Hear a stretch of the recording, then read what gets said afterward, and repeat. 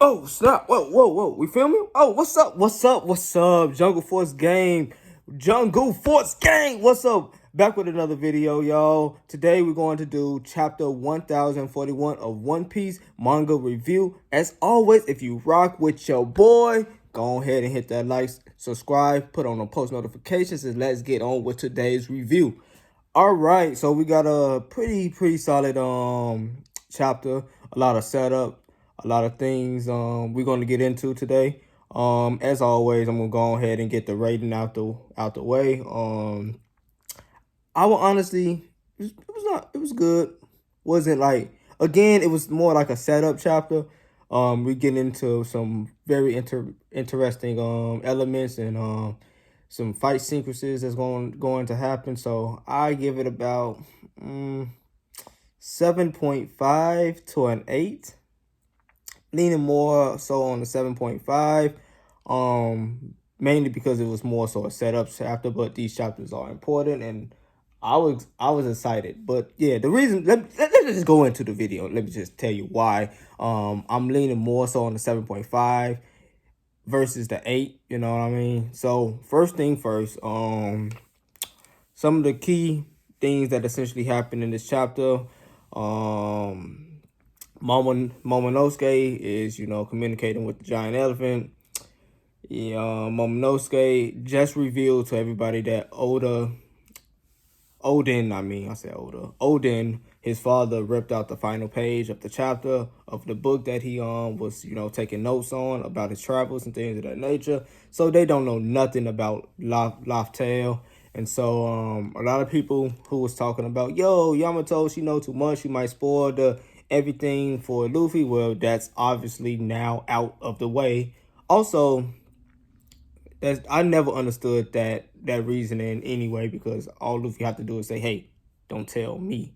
And just because she read about it doesn't mean she experienced it for herself. She simply read about it, so I'm sure she will want to get that experience. Anyway, um, outside of that, like we got some stuff about just piecing together like where everybody is located, what people are doing. I think Jinbei just found the ninja guy, Razor, whatever his name is, who just got done fighting in the fire. He won. Then we got some Frankie Zoro moment where Frankie is trying to see if Zoro's okay. Obviously Zoro's okay, but right now he's out of it. I don't think he's gonna die. People think Zoro's gonna die. I don't know. That's too far fetched for me. And what else pretty much happened in the chapter? Oh yeah, let's talk about CP0. So the right bit, I forgot his name. Is it Izo? Yeah, Izo took down one of the members of CP0. And to be honest, that is one of the reasons why I kind of dropped dropped the points down a little bit, because we didn't get too much into that fight. We didn't get an in-depth fight. Like, first and foremost, why was this a 1-on-1 1v1?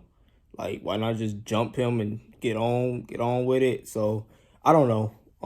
But the fact that he did take down, the fact that Izo took down one of the members of CP0 while being so wounded and things of that nature, yo, like, low key, the samurais was strong. Like, they was decently strong. See, we know CP0 is a pretty strong group of individuals. Also, that also confirmed that CP0 is also nowhere near a emerald level. To be honest, like I seen comments where people was talking about, like, when I were not on my channel. I know people like, man, what you talking about, boy? You don't got nobody talking on your channel. I'm talking about when I watch other YouTubers and I see other people comments and comment on other people channels, things of that nature. Like, people place CP0 under an Emerald and higher than a Vice Emerald. To be honest, that might just be debatable, because I can honestly see someone like Smoker, and he's a Vice Emerald. I feel like he's probably stronger than most CP0 members, and not every single CP0 member is very like maybe only person I can see is maybe Rob Lucci, who's now I guess I don't know if he's the leader of CP0, but I feel like he's the only one that's on the closer side to Amaru, and even still is not that close. It's more like one step higher than the other CP0 members. So yeah, CP0, I don't know, like when we was first introduced to CP9, like you just thought, man, they was all badasses or whatnot, which they are, but I don't know, it just feel like recently they not as much of a threat as at least to Luffy as much as what I initially thought, if that makes sense. And to be honest, it kind of confirmed because bro, this chapter was funny to me. This section, because once he received the new orders to go eliminate Luffy, bro was like, eliminate who? Who? Wait, Luffy. You know who he's fighting, right? He's fighting Kaido. Like, bro, like that was funny to me, bro, because it was like I'm sure, like he's gonna probably try, but we seen a panel with X Drake, so I believe X Drake is gonna take this CP0 member down at some point. He gonna redeem himself, but prior to that, I bet he's wondering like, what would he do? Like, would he just him and Luffy? Well, would he just be watching on the sidelines, waiting for his moment to strike, or like I'm kind of in I don't see him going to the rooftop because X Drake is there, but I'm kind of interested to see like how was he going to accomplish that. I can kind of almost see Kaido and Luffy back smacking him for interfering into their fight, you know. So that's interesting. Would he let the fight like finish? Like, oh yeah, like Luffy and Kaido is done fighting, so this is my moment to take Luffy's life. That's a good possibility. To be honest, it's the only possibility. And to be honest, I'm trying to determine was the reasoning for him not like questioning or wondering like to take on Luffy because Kaido was there, or because Luffy is around Kaido's level now. Like I want them to go more, I guess, in depth with people questioning whether or not to take on Luffy, because right now I feel like Luffy is strong. So people should not be like, yeah, let's go take on Luffy. Yeah, let's go fight this nigga. Like, no, it should be like Luffy, like the guy who the guy who fought Kaido, got away from Big Mom. That Luffy, like people should be scared and should be like, oh, okay, the government just signed me up to die. Like that's the feeling that I feel like people at this point in the game should be feeling when they mention Straw Hat's name. Like this guy, his right hand man is the King of Hell. His other best man is Blackfoot Sanji, which I've been recently rewatching One Piece, and when Sanji initially used that, remember when they was fighting like CP0 and Sanji was fighting that wolf guy, and Sanji like spent around, and that was the first time we seen Sanji activate his fire on his leg, and he called it Devilfoot. I think that's a better name than Blackfoot at this point in time, like Devilfoot Sanji or Devilfoot Vinsmoke Sanji. Take the Vinsmoke out. Devilfoot Sanji. I think that's a better name than Blackfoot Sanji. King of Hell, Devilfoot, like, bro, like, people should be like, yo, I don't, And I think it's time for the government to start giving Luffy his roses, his respect at this point in time, because the government don't go try to fight any other Yonko, any other overpowered pirate crew, but y'all want to sit up here and try to face Luffy? At least if they gonna face Luffy, make an alliance with another pirate group or something. Somebody to showcase like they respect Luffy's strength, because at this point, like the disrespect needs to never happen against the Straw Hats. Period. Like they should be like, it's gonna be a tall order to take on the Straw Hats at this point in time. So hopefully after Wano, the government realized like, yo, like we cannot just go face Straw Hat. He's too much of a threat. Like we have to do some planning. We have to do a lot of things to set up in order to face Straw Hat. So I think that me personally, I appreciate that more. Anyway, after that we go to Luffy versus Kaido.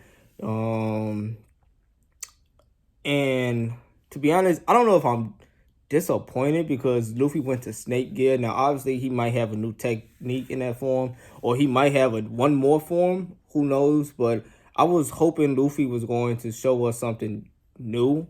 But he just showed us Snake Gear. So I don't know. I'm still betting that Luffy got one more trick up his sleeve because when Kaido defeated Luffy and Luffy fell into the ocean, Kaido said, what was that technique or attack, whatever it was called? Gumno what? Something like that. So I'm still betting that Luffy still have a technique, and I'm still betting that Kaido have a technique. In fact, Law and Kid beat Big Mom.